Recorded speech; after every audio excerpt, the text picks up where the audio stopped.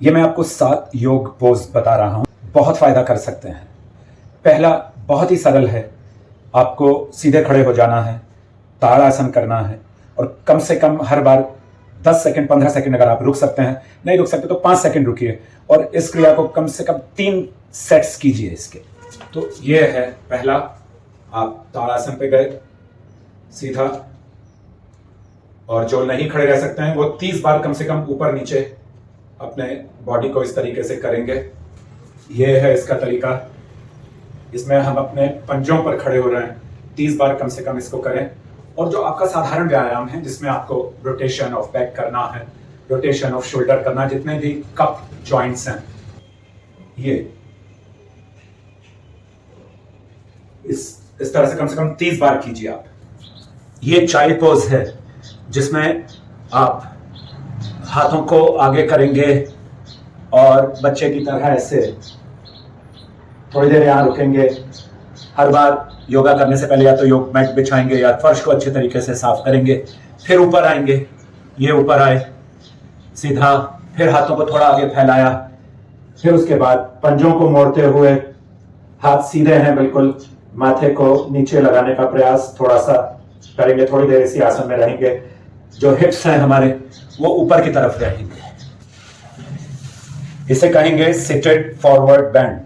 तो हाथ आप कैसे हैं, कमर आपकी सीधी है, हाथ आपने लिए और अपने पंजों को यानी कि ये सोल्स को पकड़ा और नीचे लगाया। जितना आप कर सकते हैं, जरूरी नहीं कि पहली बार में ही आप टका दें और फिर कमर में आपकी स्ट्रेच आ जाए।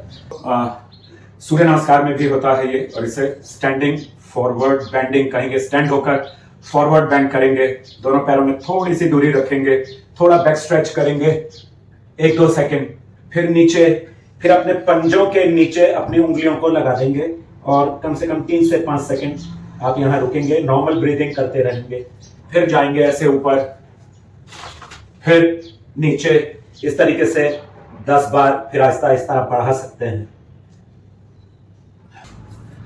सो ये है डाउनवर्ड फेसिंग डॉग। ये फिर घुटने झुकाने हैं, हाथ सीधे कोहनी, और ये dog pose.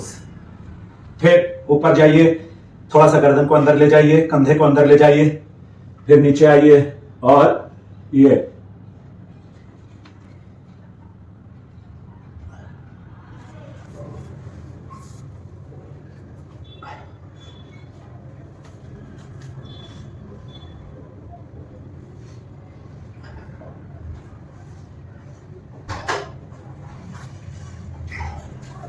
Legs up the wall pose. तो ये है, इसमें आपको ये बहुत जरूरी है कि आप अपने हिप्स जो है आपके दीवार के साथ लग गए हैं बिल्कुल, इन्हें नीचे ले आइए जमीन पर और इसको 2 से 3 मिनट कीजिए, 4 से 5 बार इसको कीजिए।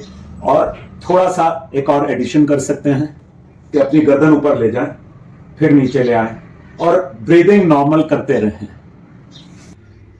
कुछ बीमारियां जो खानदानी होती हैं, परिवार से परिवार को पहुंचती हैं, लेकिन अधिकतर जो आजकल की समस्याएं हैं वो हैं लाइफस्टाइल, जीवन शैली से संबंधित।